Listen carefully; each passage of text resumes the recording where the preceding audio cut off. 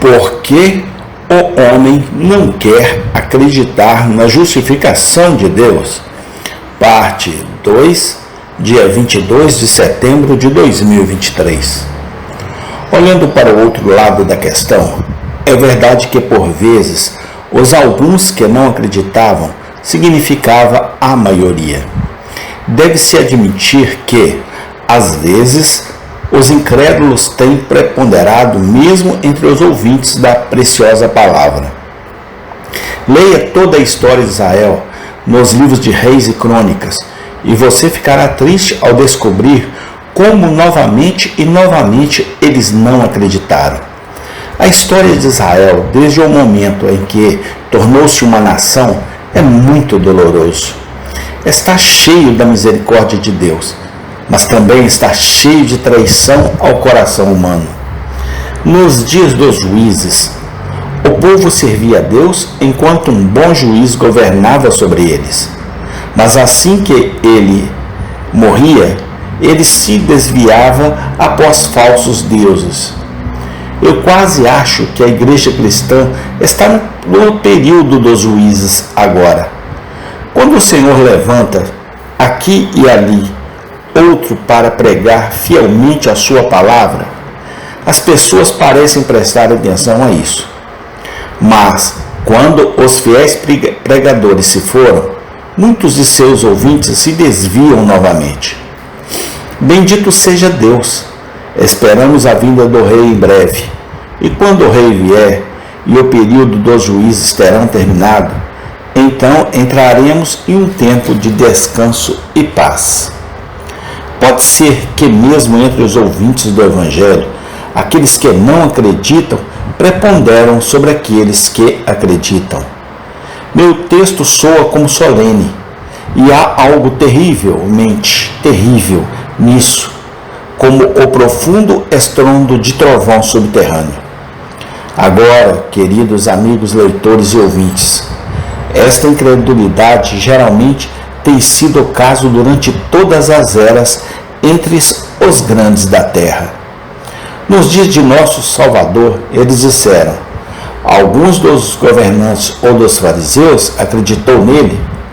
O Evangelho geralmente teve um curso livre entre os pobres e entre aqueles que alguns chamam de ordens inferiores. Mas por que dizem que são inferiores?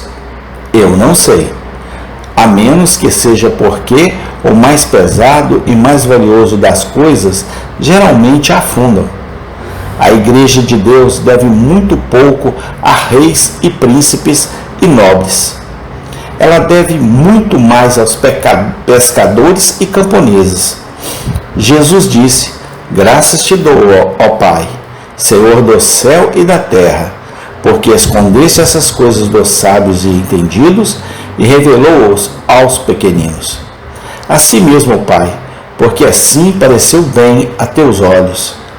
Suspeito que, até que o próprio Rei venha, ainda descubra que as pessoas comuns ouvirão o Evangelho com alegria.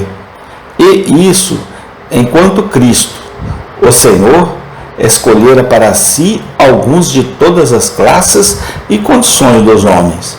Ainda será verdade que não muitos homens sábios após a carne, não muitos poderosos, nem muitos nobres são chamados. Acho que também podemos dizer com profunda solenidade que alguns que não acreditavam ter pertencido aos religiosos e à classe docente. Nos dias de nosso Senhor e seus apóstolos, os escribas e fariseus eram os maiores odiadores da doutrina de Cristo. Aqueles que você pode supor, estando mais familiarizado com as Escrituras, os escribas, mais cedo teriam reconhecido o Messias. Foram os homens que não queriam reconhecê-lo. Assim aconteceu com os sacerdotes. Sim, os principais sacerdotes, os homens que tinham a ver com os sacrifícios e com o templo. Eles rejeitaram Cristo, embora fossem os líderes religiosos do povo. Você supõe que é muito diferente agora? Infelizmente, meus amigos, Podemos ser pregadores e ainda não pregar o Evangelho de Cristo. Podemos ser membros da igreja e ainda não conhecer o Evangelho para a salvação. Podemos entrar e sair da casa de Deus e participar do seu santo serviço e ainda assim, todos enquanto isso, podemos ser estranhos e estrangeiros na presença do Mais Alto. Os crentes nem sempre são aqueles que você supõe seja crente. O Senhor muitas vezes traz para si mesmos, como no caso do centurião, de quem lemos, está distante, rudes soldados, que provavelmente não sentiriam o poder de um ensino tão gentil como a doutrina da cruz, e eles se curvam diante do Salvador.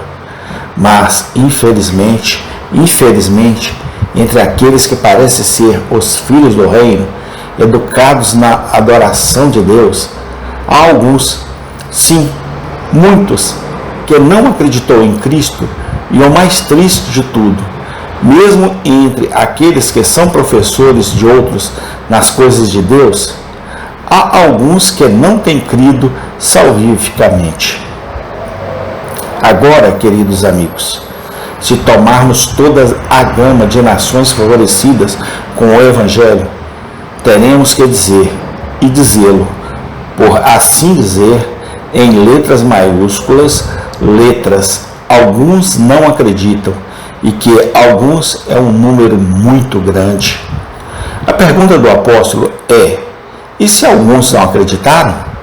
Bem, se eu tivesse que perguntar e responder a essa pergunta, neste momento, eu diria: e se alguns não acreditarem? Então eles estão perdidos. Aquele que não crê já está condenado, porque não acreditou no nome do Filho unigênito de Deus. Ainda resta para aqueles que ouvem o Evangelho a oportunidade de crer e acreditando no nome do único Filho unigênito de Deus.